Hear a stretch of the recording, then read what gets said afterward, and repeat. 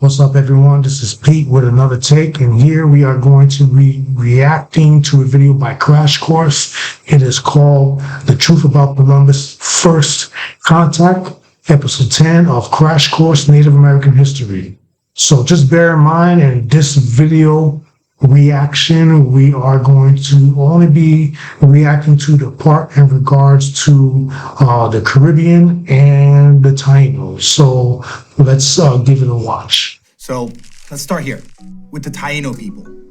They were one of the first tribes to encounter Columbus in what's now the Dominican Republic and Haiti. Some scholars estimate that there may have been more than 3 million Tainos in Hispaniola when Columbus came ashore.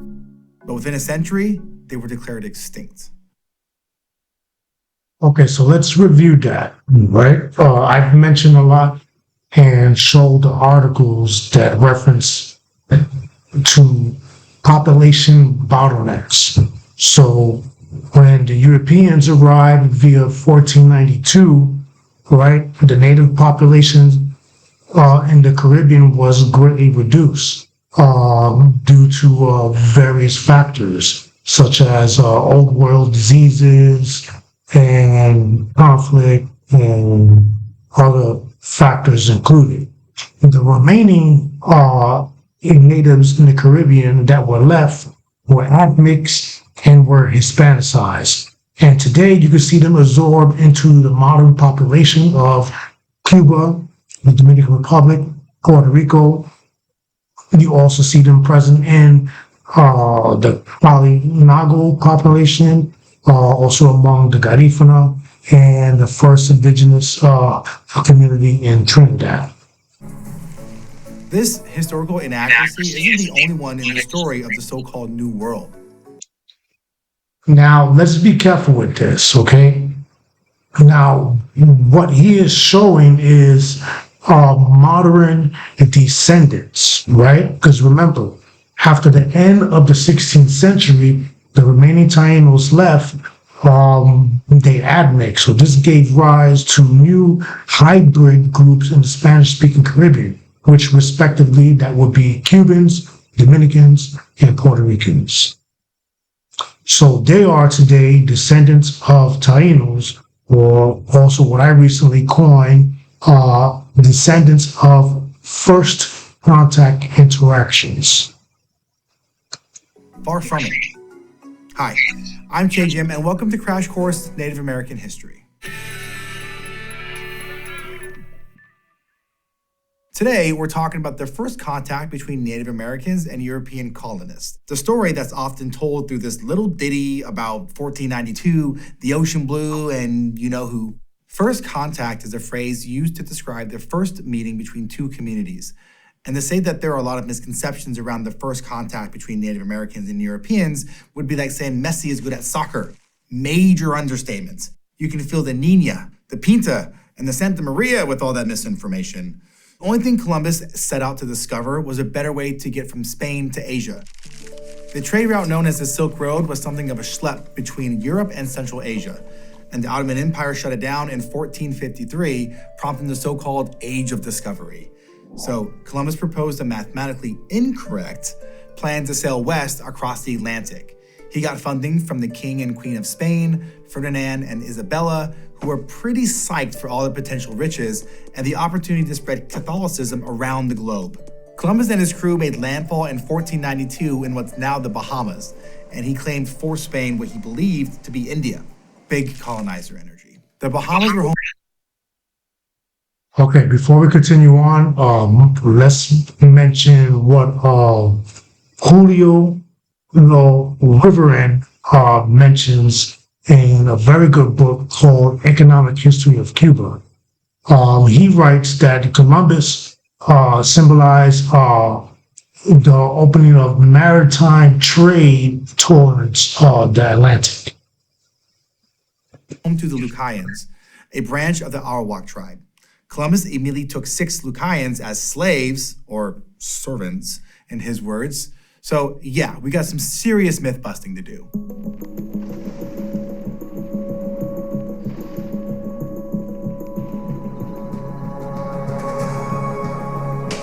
In the Americas, the idea of first contact is described like this. Columbus shows up in the Bahamas, and boom, Europeans have met Native Americans. But because neither Europeans nor Native Americans are just one thing, Columbus was only the first contact between the Spanish Empire and the Lucayans. There were countless initial meetings between Europeans and Native Americans, both before and after Columbus got lost. So first contact is kind of a misnomer, as is the idea of discovery. I mean, Columbus has been celebrated for centuries for discovering a continent that millions of people already lived on. In 1493, Pope Alexander VI made a decree, also known as the Papal Bull, that any land not inhabited by Christians could be discovered and claimed by Christian rulers. Inter Cetera was the third in a trilogy of papal bulls that made up what's called the doctrine of discovery. And this became the legal basis for Europeans' claims over indigenous lands, and later, Americans' justification for westward expansion. Regardless of first, second, and thousandth contact, one thing's for sure: European arrival was catastrophic for Native American populations. While exact numbers are hard to pin down because of fragmented historical evidence, the overall population may have been decreased by as much as 90%. And you can bet that there's a detail or two missing from that chapter of the history books. A lot of that population decline I mentioned gets blamed not on the colonizers themselves. So remember, that goes back to what I was speaking about.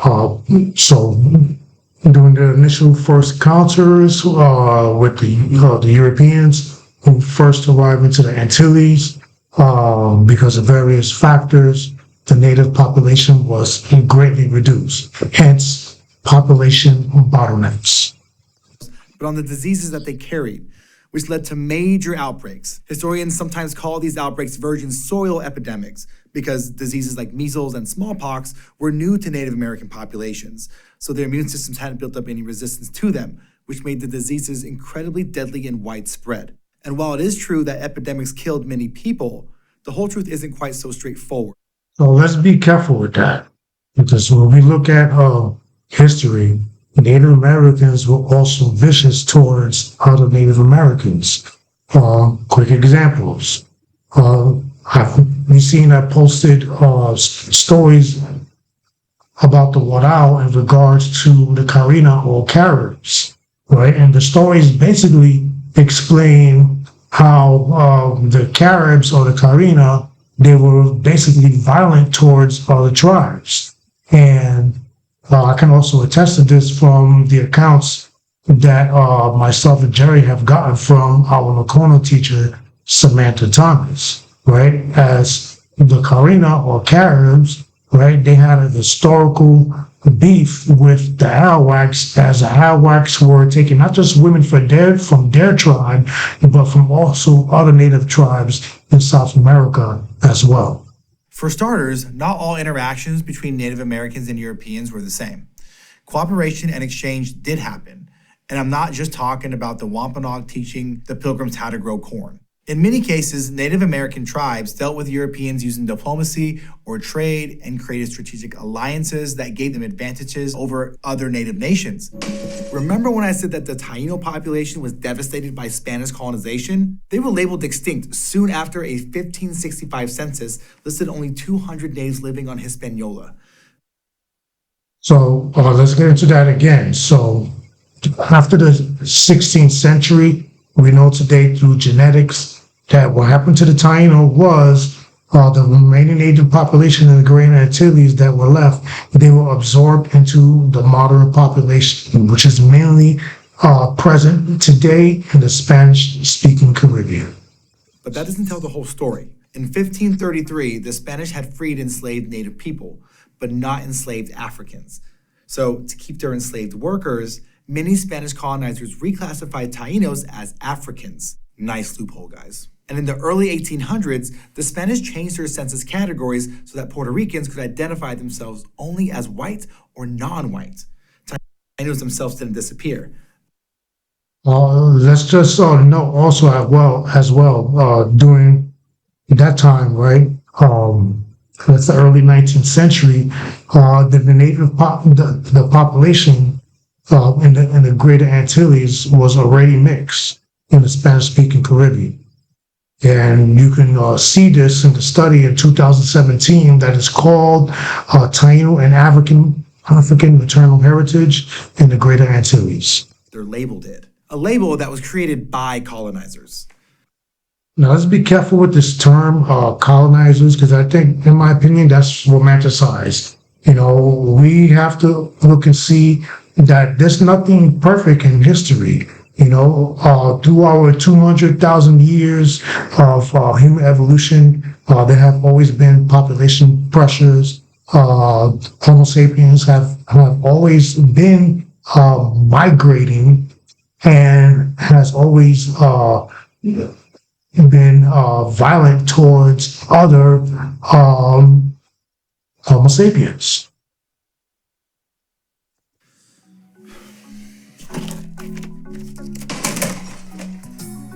Nevertheless, Taino culture persisted for centuries and passed down stories and traditions like baking cassave.